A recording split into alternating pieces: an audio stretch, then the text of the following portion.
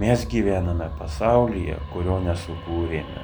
Mes neneigiame, kad pasaulį sukūrė kas nors. Taip pat neneigiame, kad jis egzistuoja amžinai. Mes tik tvirtiname, kad žmogus nėra šio pasaulio kūrėjas.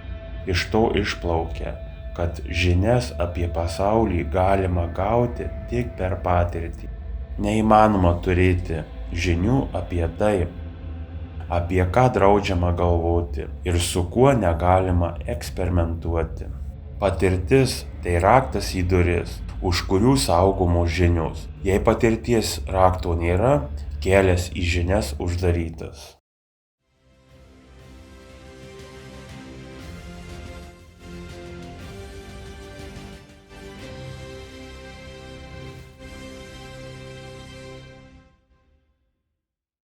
Prieš 18 500 metų žmonijos gyvenimo sąlygos, pati Žemės planeta ir visa tarpplanetinė planetų sistema, o svarbiausia fiziniai Žemės planetos egzistavimo parametrai kardinaliai skyrėsi nuo tų, kuriuos galima stebėti dabar.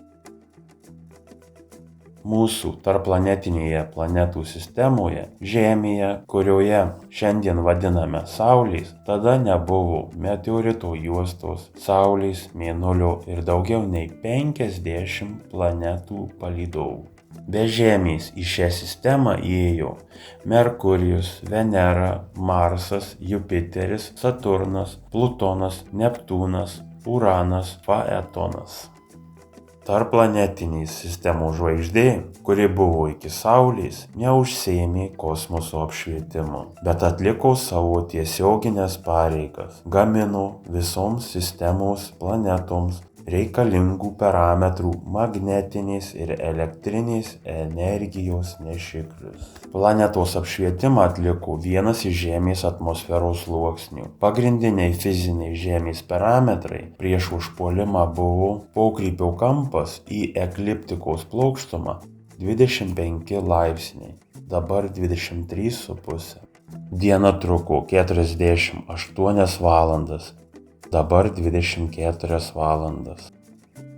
Metai truko 864 dienas, dabar 365 dienas. Žemės atmosferos aukštis buvo 12 000 km, dabar 127 km.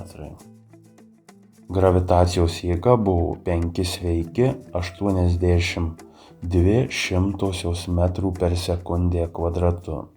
Dabar 9 sveiki 780 tūkstantųjų metrų per sekundę kvadratu.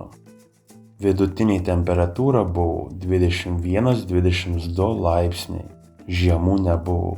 Planetos forma turėjo labiau taisyklingą rutulio konstrukciją, dabar geoidą. Žemės paviršiaus sluoksnio lygis virš planetos apsauginių plokščių buvo vidutiniškai 11 km mažesnis.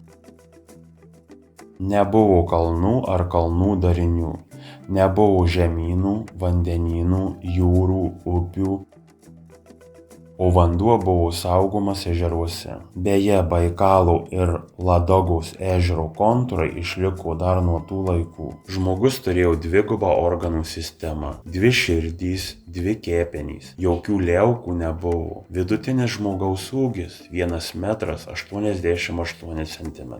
Žemėje nebuvo ligų, nes DNR struktūra buvo visiško visų 4 DNR kodonų aktyvumo būsenoje, kuri užtikrino biologinį buvimą proto žmogaus fizinėje plotmėje iki 1300 metų aktyviuoju režimu. Čia reikėtų prisiminti buvusį metų ir dienos ilgį. Labiau išsivystęs žmogus, kuriam dėl vienokių ar kitokių priežasčių buvo įteikta per save kitų raida, savo fizinę formą galėjo egzistuoti 10 000, 15 000 ir 20 000 metų. Proto žmonija nežinojo tokių dalykų kaip senatvė. Senyvam amžiuje jie atrodė kaip šiuolaikiniai 40–45 metų žmonės. Iš gyvenimo išeidavo savo noru, dažniausia tada, kai atliko visas savo užduotis šiam gyvenimo laikotarpiui. Planetos gyventojų skaičius neviršijo 1,240 žmonių.